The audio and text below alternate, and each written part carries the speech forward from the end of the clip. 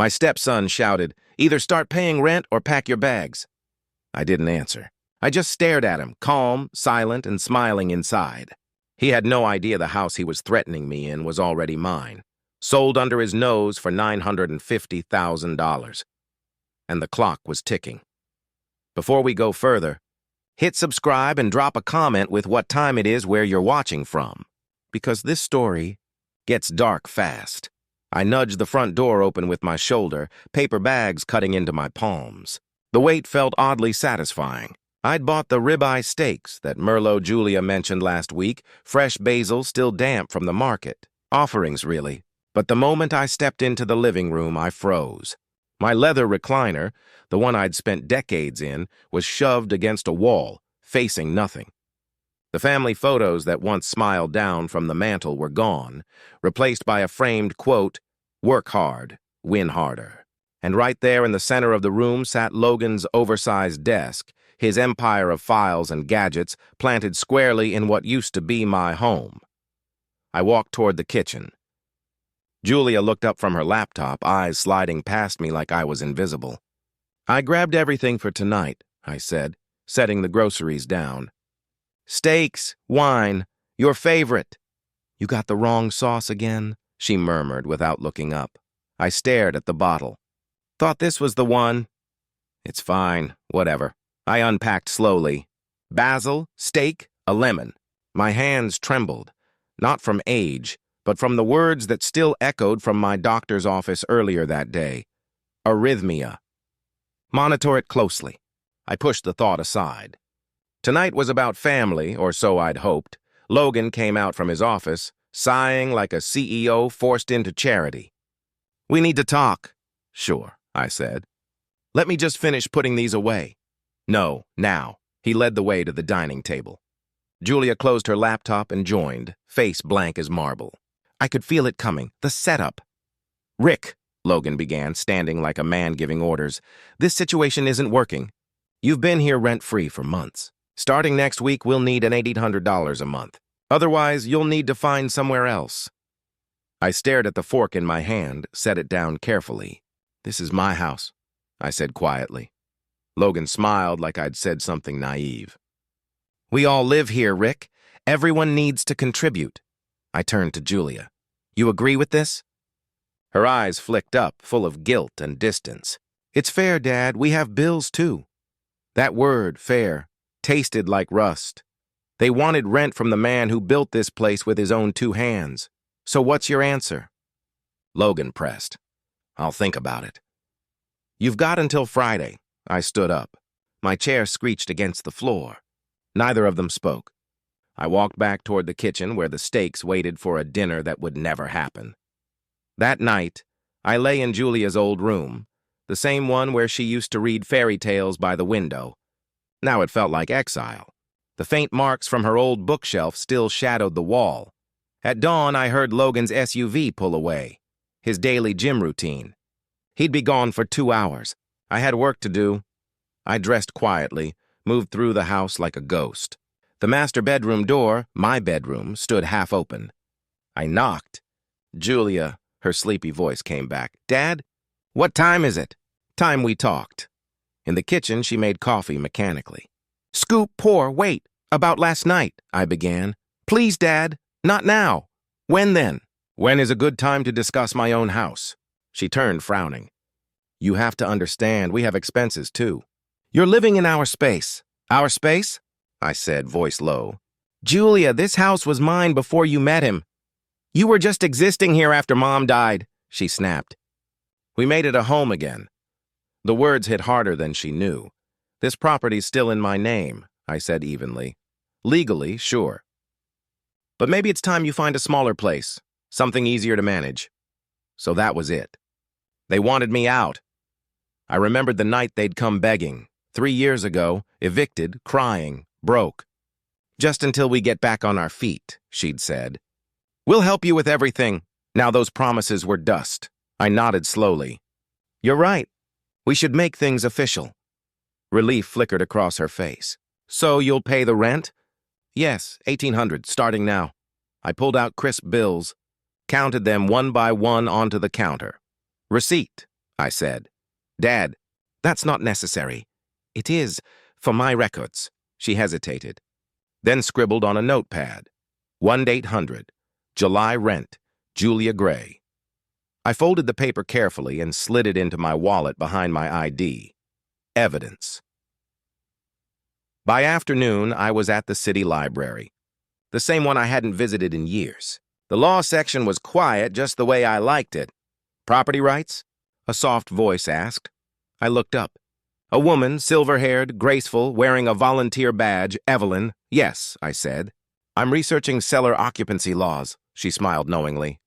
Rent-back clauses. Try Title 12, Section 304. She helped me find the book, her movements precise, calm. Family trouble? She asked gently. You could say that. Then knowledge is your best weapon, she said. For 2 hours I studied, taking notes. Oregon law allowed a seller to stay up to 60 days after closing, a legal shield. The solution. By the time I left, the sun was setting, streets painted gold. I drove home, rehearsing details, strategy, patience. When I entered, the living room had been rearranged, again. My recliner faced the wall. Logan stood in the kitchen doorway, arms crossed. New house rules, he announced. No guests without permission, no cooking after 7, and keep your door shut. It looks cleaner. Each word peeled another layer off my patience. I understand, I said softly. He smirked, turned away. Julia said nothing. I went to my room, shut the door, and laid out my research across the bed like blueprints. The plan had begun. 10 days later, I walked into a downtown law office. Glass walls, quiet hallways. The attorney, Michael Pierce, listened as I explained everything. When I finished, he leaned back, expression sharp but calm. You own the property solely? Yes. Then you can sell it any time. Your occupants have no legal claim. He outlined the rent-back process, discreet listing, silent closing. You'll have 60 days post-sale. They won't even know until the notice arrives. How much could it sell for? I asked. Between $900 and $950, he said. After fees, you walk with $850 clean. Freedom money. He studied me. You're sure about this? It'll break your family. They broke it first. Leaving the office, I felt both heavier and lighter. I stopped at the library again. Evelyn was there, smiling when she saw me. Back so soon? Just to thank you, I said. We talked, easy, genuine. She mentioned morning walks. I said maybe we'd cross paths at the park sometime.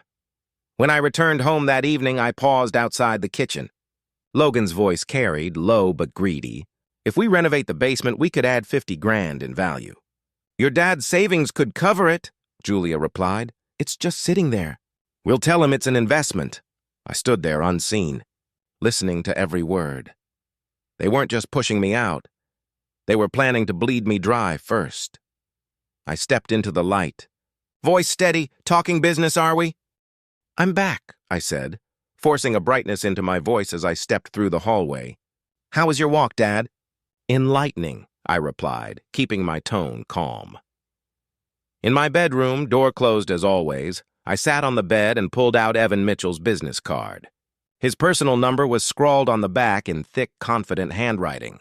My fingers stayed steady as I looked at it. The realtor's text arrived right at 9 a.m.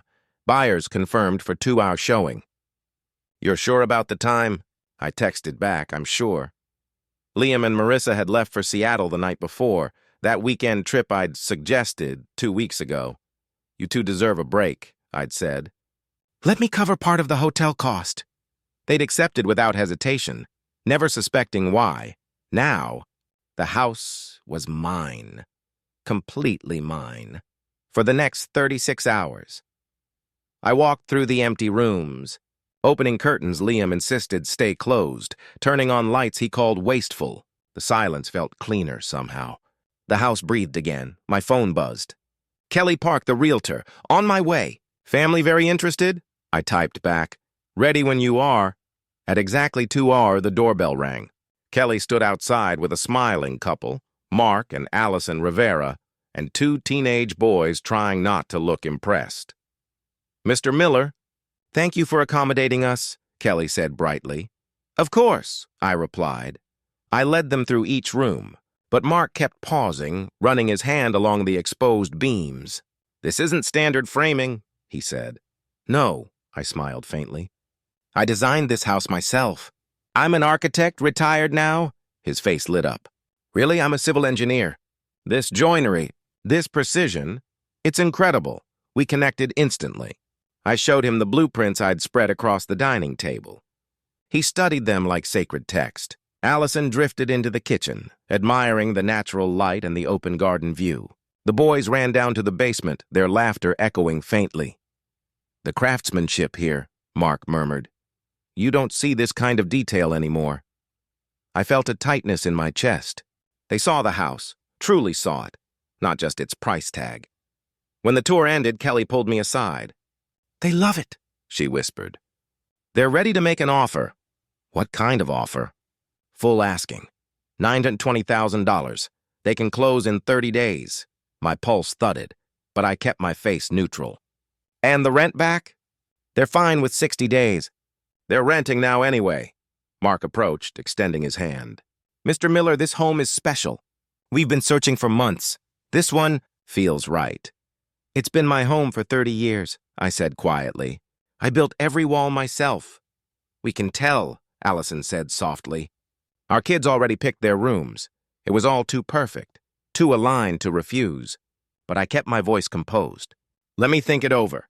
It's not an easy decision." "Of course," Kelly said professionally. "But homes like this don't stay on the market long." Mark smiled gently. "Whatever you decide, just know, we'll honor what you built here." When they left, I shut the door slowly, leaned against it. My hands trembled. 2 hours later, the phone rang. "Liam! Hey, Dad, everything okay?" "Fine, quiet, reading mostly." He hesitated. "Funny thing," Mrs. Carmichael next door texted Marissa. "Said she saw people at the house earlier. A couple kids." My stomach dipped, but I forced my voice steady. "Old friend from my firm. Wanted to show his family my work. You didn't mention visitors. Didn't think I needed to. They were only here an hour. Well, house rules say 24-hour notice for guests. They're old colleagues, Liam." It was spontaneous. A pause. "Rules are rules. We'll discuss when we get back." "Actually," his tone shifted.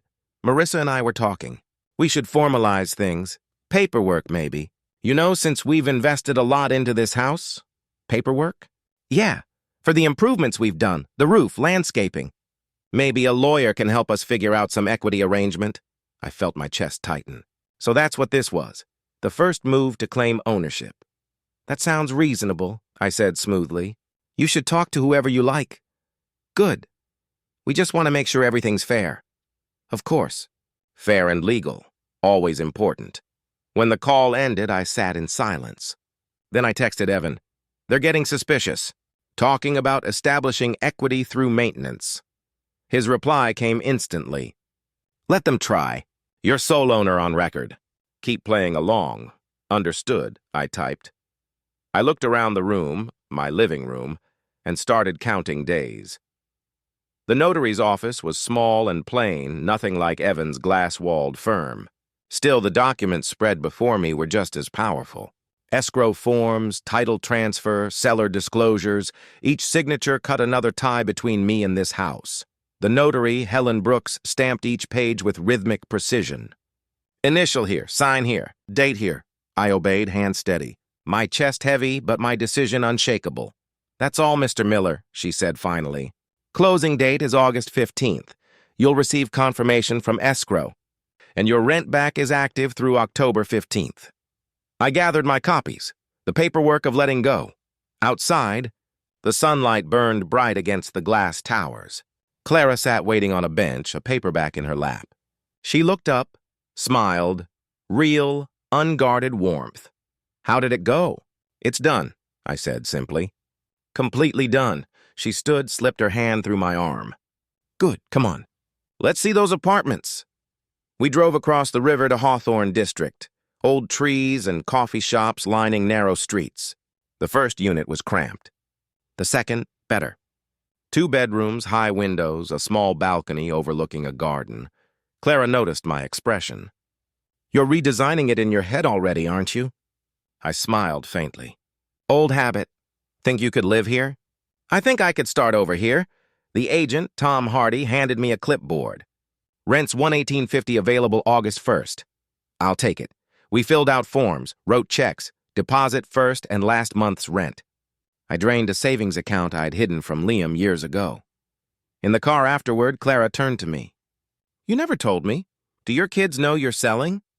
I hesitated, then said, They will. When the notice arrives. Her eyebrows lifted slightly, but she didn't flinch.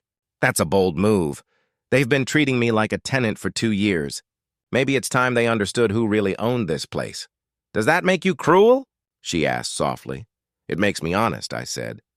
For the first time in a long time, she reached for my hand. Sometimes honesty is the only kindness left. I looked at her, steady, calm, kind. I think I'm falling for you. Then we're both falling. We sat in silence, hands entwined. When I got home that evening, Liam met me in the hallway. Where have you been? Out. You should start letting us know when you leave. We worry. I bit back a laugh. Noted. Anyway, we've decided we need advance notice before you use the kitchen on weekends. Marissa's meal prepping. I stared at him. The kitchen. In my house? Our house, he corrected. We all live here. We share. Marissa appeared, arms crossed. It's just weekends, Dad. Be reasonable. I nodded slowly. Fine, whatever you need. Liam smiled like a man satisfied with his own fairness. Also, we've got a consultation with a property attorney Wednesday about documenting our equity position. I hope it works out for you, I said quietly. He missed the irony completely. That night, I shut my door and marked a date on my phone. August 15th. 18 days away. The day arrived like a storm. I sat across from Evan in his downtown office as he reviewed the final papers. Outside, Portland shimmered beneath an overcast sky. This is it, he said. Once you sign, the property transfers. Net proceeds around $847,000 after deductions. I nodded, pen in hand. Every stroke of ink was 30 years of my life, fading from ownership. When it was done, Evan leaned back. And the eviction notice? Serve it the day after I move out. August 26, he nodded. That gives them exactly 30 days, legal minimum. If they refuse, the Rivera's attorney will file. Sheriff handles the rest. Evan studied me. You ready for the fallout? Your daughter will be crushed. I met his eyes. My daughter crushed me first. By afternoon, the funds had hit my account, $847,000, numbers replacing a lifetime of effort. I drove home quietly. Liam's door was closed. Marissa typed away at her laptop in the kitchen. She barely looked up. I packed methodically, clothes, papers, tools, the framed photo of Megan, my late wife. Each item was a chapter I refused to leave behind, trip after trip to the car. When Marissa finally looked up, she only said, Decluttering again? Yeah, I replied. Less clutter's better. By evening, most of my things were gone. Liam appeared in the doorway, eyes narrowing. You're moving a lot of stuff. I'm simplifying. You're not planning something, are you? Like what? I don't know. You've been distant. I'm following your rules, I said evenly. Isn't that what you wanted? He frowned, but couldn't argue. That night, I cooked before their 7 p.m. Cut off, ate alone, sat in the dim light of my nearly empty room. 10 days left, I texted Clara, closing complete. 10 more days. Her reply came instantly. My door's open whenever you're ready. I smiled faintly. Tomorrow I'd take more. Day by day, I was vanishing from their lives. August 25th came cool and clear. I woke before dawn.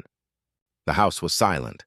Liam and Marissa slept in the master suite, my former room, unaware it was their last morning under that roof. I folded my final shirt, zipped my suitcase, and slipped an envelope into my jacket pocket. Inside was a note. Liam and Marissa. You told me to pay rent or find another place. I found another place. Consider this my move-out notice. Maybe next time treat a home like family, not property. Dad. No emotion, just clarity. Ray folded the note, wrote Elma and Stuart on the envelope, and placed it on the kitchen table. He looked around one last time. This house had once been his dream, his design, his pride, his legacy.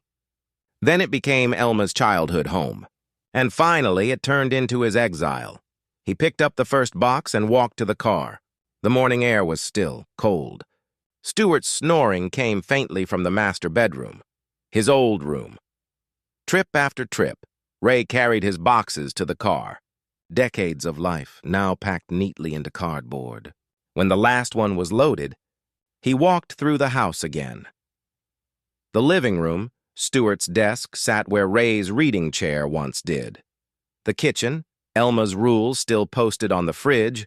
The dining room, where Stuart had told him, "Pay rent or get out." He paused by the master bedroom door.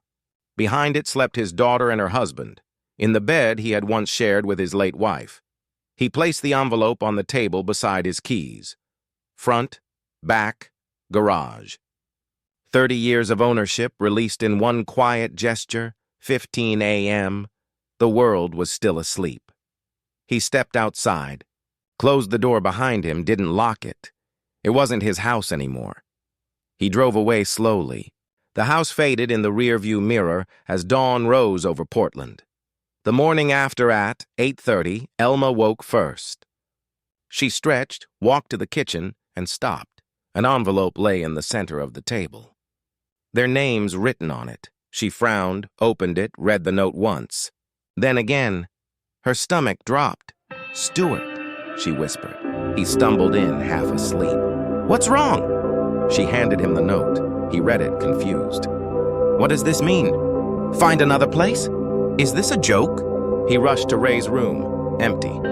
The bed neatly made, the closet bare. Every shelf, every drawer, cleared out. Elma joined him, stunned. "When did he—" "He's been packing," Stuart muttered. "He must have done it while we were home." Offense replaced shock. "He just left? Without talking? That's so childish." Stuart shrugged, forcing a laugh. "Good riddance. He was always a burden. Now we finally have the place to ourselves." Elma hesitated. "Right. It's better this way." They convinced themselves of that lie for about 24 hours. The letter. Next morning, Stuart fetched the mail, bills, ads, and one large certified envelope, Patterson and Associates, attorneys at law on behalf of the Chen family. He opened it, scanned the page, and froze. His face turned white. "Elma!" he called. "Come here now." She came running. "What is it?" He handed her the letter, voice shaking. It was a notice of property sale and eviction. The house, it said, had been legally sold by Ray Cook to Michael and Jennifer Chen on August 15, 2025. Occupants were to vacate by September 25th. Elma blinked. "This can't be right. He can't sell the house." Stuart snapped. "He designed it," she whispered. "It's legally his—" They stared at each other, the truth slowly sinking in. They had charged rent to the man who owned the property. Stuart called the number on the letter. The receptionist confirmed, yes, the property was sold. The documentation is legal. He demanded a lawyer. The attorney repeated the same thing. Mr. Ray Cook was the sole legal owner. The sale was valid. "You have 30 days to vacate," Elma whispered. "We charged him rent." In his own house, Stuart paced, furious. He planned this. "That manipulative old man planned this." Elma's voice broke. "He just protected himself." They tried calling Ray, straight to voicemail, again and again. Ray's silence. 3 days later, Ray sat in Gloria's living room. His old phone buzzed again and again on the coffee table. Gloria looked up from her book. "That's the 17th time." He nodded. 14 from Stuart. 3 from Elma. "You going to answer?" "Not yet," he said quietly. "Let them sit with it." The phone buzzed again. Ray picked it up. "Yes, Stuart." Stuart's voice exploded through the speaker, unpanicked, angry, desperate. "You sold the house. You can't just do that." "I exercise my legal right," Ray said calmly. "You can't sell our home." "It was my home," Ray replied. "You were guests." "Guests who overstayed." "We have rights." "No, you don't. You have no lease, no ownership, and no claim." Stuart's voice cracked. We'll sue! You're old, Ray. We'll prove you're not mentally competent. Ray's tone turned to ice. I passed a cognitive test before the sale. My lawyer insisted. You have nothing. This is insane. You're destroying your own family. My daughter did that herself, Ray said. You charged me rent in my own home. That was just control, Ray interrupted. Now you have 30 days. Use them wisely, Stuart's voice broke. We have nowhere to go. No, Stuart. I'm just protecting myself, he hung up. Silence filled the room. Gloria took his hand gently. You okay? I am, Ray said softly. For the first time in years. Elma's call, half an hour later, the phone rang again. Elma, Ray hesitated, then answered. Yes, Elma. Her voice was small, trembling. Daddy, please. This has to be a mistake. It's not. Why didn't you tell us? We could have talked. When, Elma? Between Stuart demanding rent or you telling me when I could cook? Tears filled her voice. We didn't mean it. Yes, you did, Ray said gently. Every rule, every order, every dismissive word, you meant it. Please, Daddy, cancel the sale. We'll change. The sale closed 10 days ago. It's done.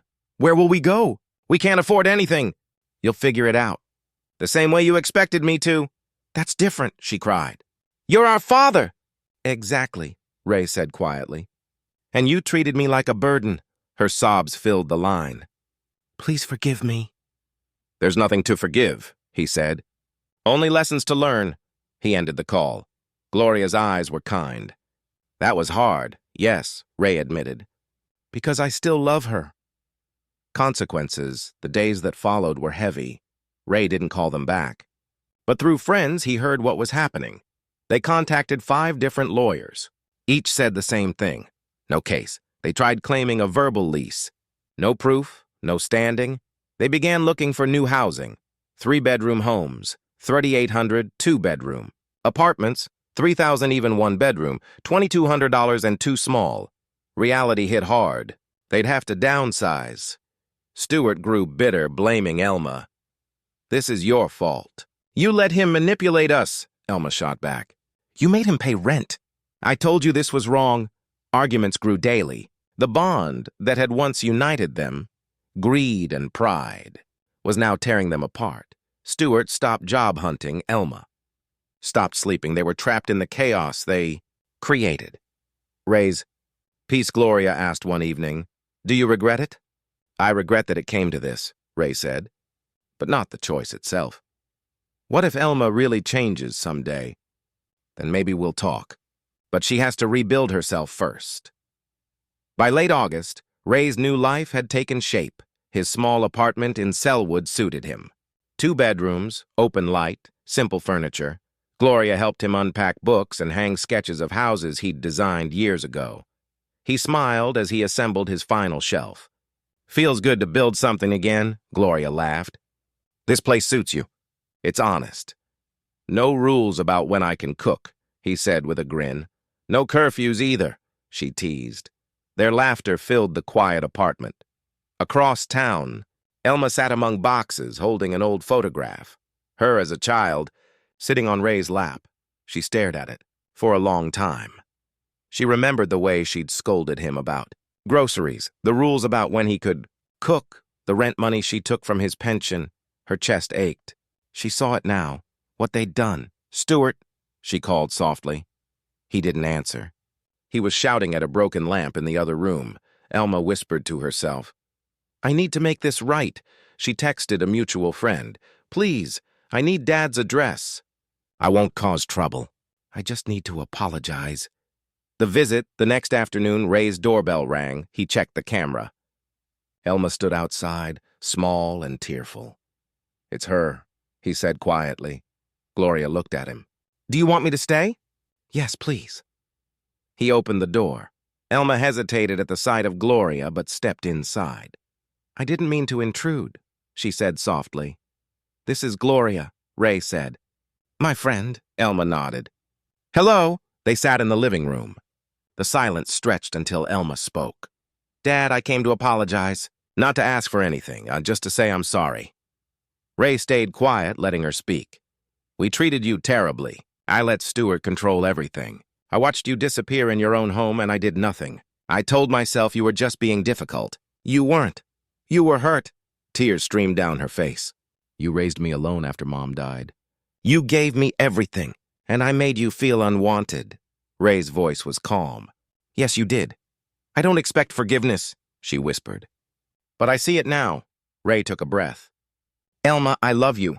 That doesn't change, but love doesn't mean accepting cruelty. She nodded through tears. You look happy. Happier than before, he smiled faintly. I am. I'm living honestly now. I'll try to change, she said. Maybe someday we can start over. Maybe, he said. If you learn to respect others, especially those who love you. She stood, ready to leave. I love you, Dad. I love you too, Elma. But I need distance. Heal yourself first. She nodded and walked out quietly. Epilogue, September 25th arrived. The Chen family moved into the house. Ray's design, reborn under new ownership. Ray didn't drive by. He didn't need to. That chapter was over. That evening, he and Gloria sat on the balcony watching the sun fade. How do you feel? She asked. Sad for what it was, Ray said. Relieved for what it stopped being. Hopeful for what comes next. A week later, they visited a music store. Gloria had mentioned once that she'd sold her piano during her divorce. Ray smiled. Time you had one again? It's too expensive, she protested. I sold a house, remember? He grinned. When the salesman played a few notes, Gloria's face lit up. Ray watched her smile and thought, this is what money should do, not control. Not punish, create peace. He'd lost a house and the illusion of family, but he'd regained something far greater, himself. And for the first time in years, Ray Cook was home. If you like this story, please like this video, subscribe to the channel, and share your impressions of this story in the comments. To listen to the next story, click on the box on the left. Thank you for watching.